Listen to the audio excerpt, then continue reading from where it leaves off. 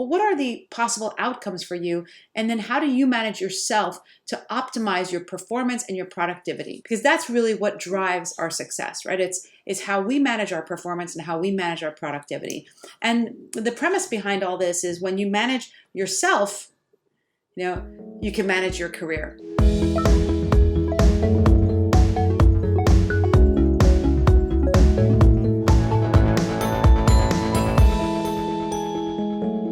We recently started a Design Your Career series a couple of weeks ago. We'll have another one coming up in 4 weeks, which you're all welcome to join.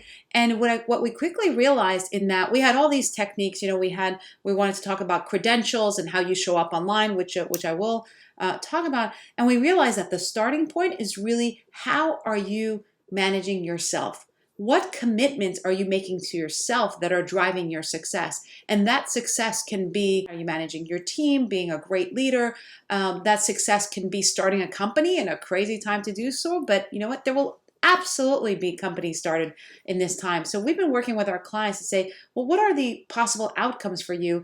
And then how do you manage yourself to optimize your performance and your productivity? So I want to focus on a couple of tips that I'll share with you. The first is commitment. And that commitment really is to yourself. A particular technique, I'm sure some of you have heard about it, is we have our clients focus on 6-week cycles at a time. Because the idea is that, sometimes when we're under stress and we're anxious and we really want to come out of this strong, what happens is we might, as we have for many months now, sprint a marathon. And sprinting a marathon is just not possible, right? It's possible, but you can burn out and realize afterwards, well, maybe you should have done 1, 2, 3 better and ran a better race. And we're in the middle of that marathon and the finish line keeps moving on us. And that's what's fascinating about our time now. When the finish line keeps moving, then I can't say, well, I'll run hard like this until January 15th because then it's over. We don't actually know. So what we like to do in this commitment phase is say, tackle 6 weeks at a time. We take a very cyclical approach to self-management and managing your career, and we say 6 weeks at a time. So if we think about Monday as the first day of your 6 weeks, then if you move ahead 6 weeks in that, you'll get to the end of November. And I think pretty much from Monday to Monday is probably the 30th of November, which is amazing. So this is the first thing I want to urge you to do, is spend the rest of this week thinking about what you want those 6 weeks to look like. And the reason for that is I want you to end your year on a high. And the most important thing is your momentum you build for yourself and your mojo.